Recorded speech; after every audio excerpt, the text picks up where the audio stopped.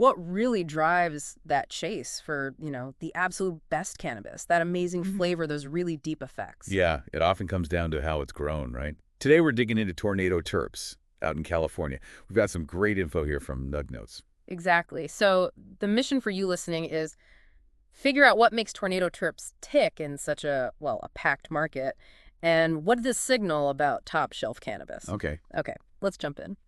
Nugg Notes flags their commitment to organic living soil right away.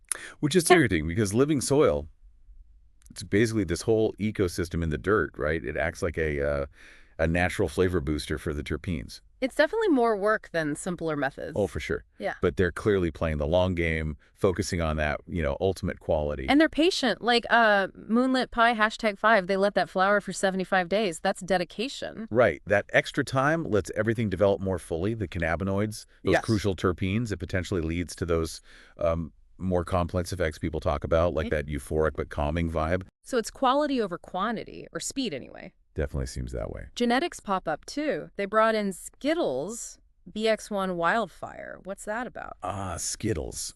So using the BX1, that backcross, helps lock in specific traits they want. It's like they're trying to really nail down and enhance that specific terpene profile. Focusing the flavor. Exactly. Is it- And you even saw them doing limited drops of original Skittles flower, like in those 7G jars.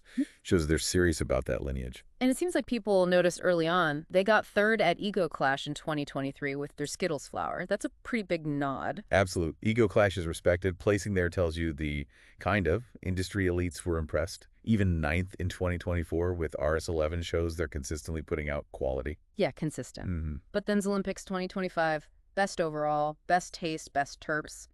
With Master Ball melts and beyond organics. That seems like a statement. That really solidified things, didn't it? It shows their flower isn't just good to smoke, it's amazing starting material for hash, for extract. Right.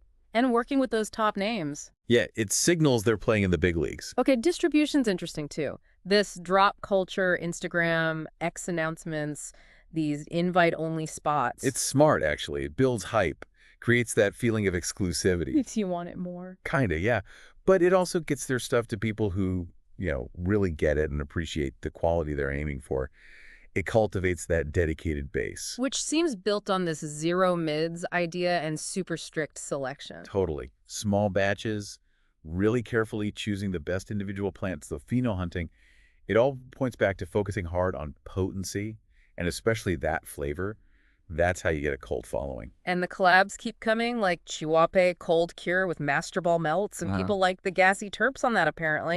Even hash hole rollers like New Wave 559 are using their flower. Yeah. Each collaboration is like another stamp of approval, right? Shows the flower's quality and how well it works for different things. It's just desirable material. So looking forward, it's more rare genetics, pushing living soil further. Seems like it. They're not sitting still. Constantly looking for new, interesting plants and finding ways to make that living soil method even better. Always trying to raise the bar. Okay, so let's recap. Tornado Terps is making waves because of, a mix of things. That living soil dedication, letting plants flower longer, being smart about genetics like Skittles, and just this relentless focus on quality. Right. Plus the industry awards and that loyal following they've built. It all adds up. So here's something for you to chew on. Tornado Terps is having success applying these careful, almost artisanal methods.